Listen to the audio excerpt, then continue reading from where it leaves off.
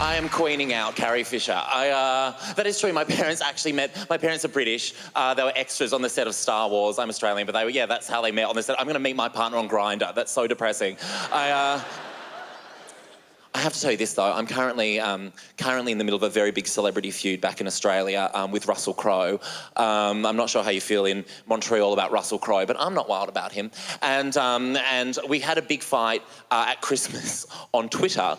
So backstory, for Christmas, Russell Crowe bought his kids, they're like 8 and 9, he bought his kids hoverboards for Christmas. You know those hoverboard things that were very popular around Christmas time? You see like a lot of like uni students or virgins riding around in them.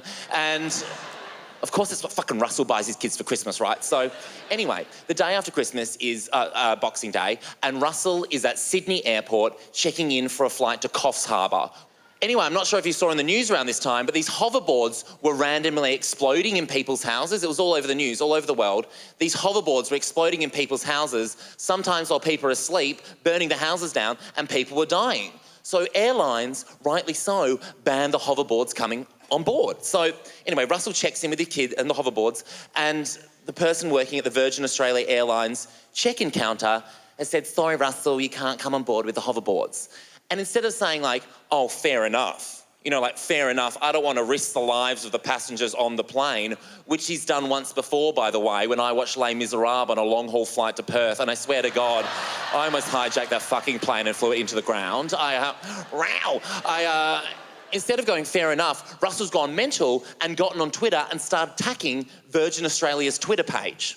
Like the fucking intern that runs the social media for Virgin Australia could be like, oh, sorry, Russell, let me just fix the rules for you in 140 characters or less, right? So anyway, the breakdown is going like all over Twitter. It's trending on Twitter. He's using a lot of caps lock. Everyone's talking about it. It's all over the news. It's Boxing Day. I'm at home with my mum in Perth, where I grew up. It's 10 a.m, she's drunk, we're around the pool. I see the Russell Crowe breakdown on Twitter. I thought, it's absolutely not my battle. I should definitely get involved, right? So, why not, right? So, I decided to tweet Russell, and I was like, hey, Russell, you're a millionaire, babe. Get some perspective. Kiss, kiss, kiss, kiss, kiss, right? I put my phone back down, went back to my cocktail with my mother, not expecting anything to come from it. He is getting hundreds of thousands of tweets a second, right? Everyone's tweeting him, news websites are running it. In this breakdown, he replies to one person only, me, and I'm not expecting it either. So half an hour later, my phone's here between me and my mum. It lights up, Russell Crowe has mentioned you on Twitter, and in unison, me and my mum go, oh, fuck. And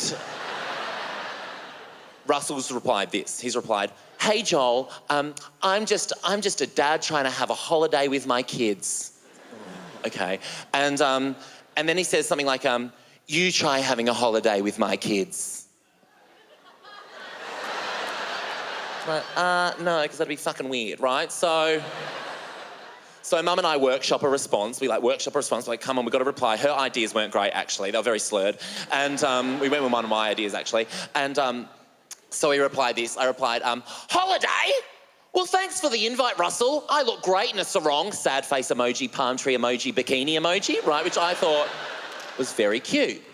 He didn't reply. But now all the news websites back in Australia were like, oh, have you seen the Joel Creasy, that's me, the Joel Creasy Russell Crowe fight on Twitter? And I was like, it was only 3 tweets, but let's go with that because it looks good for me, right? So a few days later, I was hosting the New Year's Eve coverage on television back in Australia. From the Sydney Opera House, I was hosting the big countdown all across Australia, right?